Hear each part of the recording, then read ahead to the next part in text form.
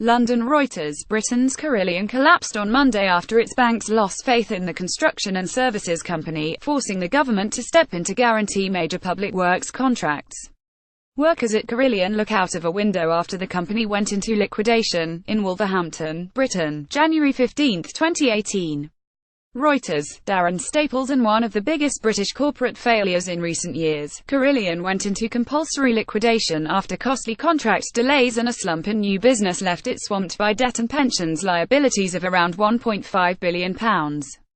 The demise of the 200-year-old business poses a headache for Theresa May's government, which had employed Carillion to work on 450 projects including the building and maintenance of hospitals, prisons, defence sites and a high-speed rail line. The government's priority is to ensure that public services are not disrupted, said David Lidington, the minister in charge of the Cabinet Office which oversees the running of government. Some contracts handled by Carillion would go to alternative providers, he added. Lidington urged the company's staff to continue to work and said the government would pay their salaries. Although the government has promised to support workers and ensure contracts are delivered, it has stopped short of bailing out the company as it did with major banks during the financial crisis almost a decade ago. Weekend talks fail. Carillion owed around £900 million to banks which include the country's five biggest, RBS, Santander UK, Lloyds, HSBC and Barclays, and it has a pension deficit of £580 million.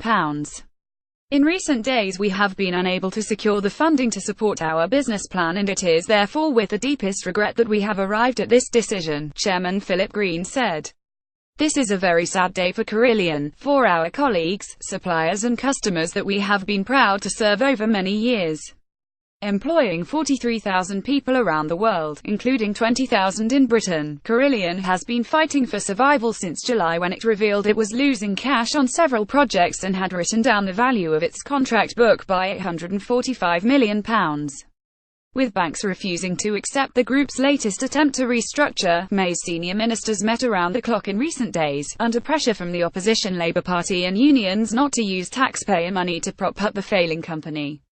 Ministers, top bankers and company bosses scrambled to find a way to save the company in last-ditch talks over the weekend.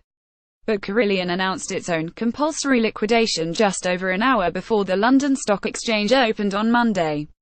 Cranes stand on a Carillion construction site in central London, Britain, January 14, 2018. Reuters. Simon Dawson spun out of Tarmac nearly 20 years ago and having bought Alfred McAlpine in 2008, Carillion has worked on major construction projects including London's Royal Opera House, the Suez Canal Road Tunnel and Toronto's Union Station.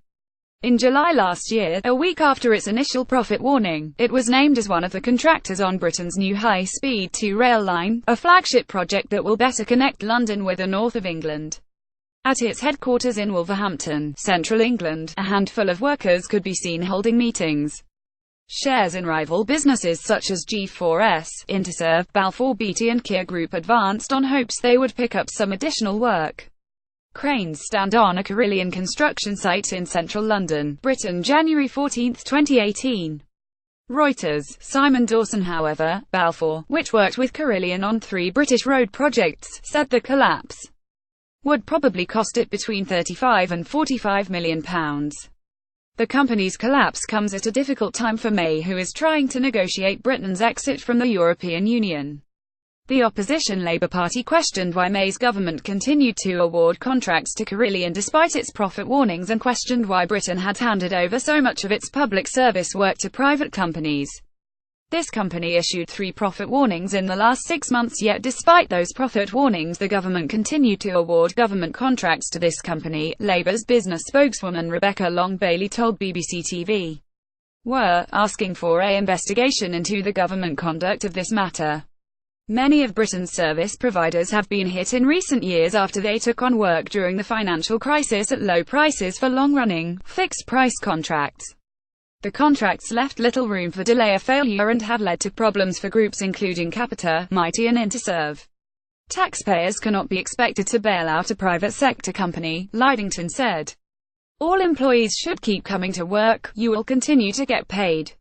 Staff that are engaged on public sector contracts still have important work to do. Reporting by Kate Holt and editing by Guy Falconbridge, Keith Weir. Our standards. The Thomson Reuters Trust Principles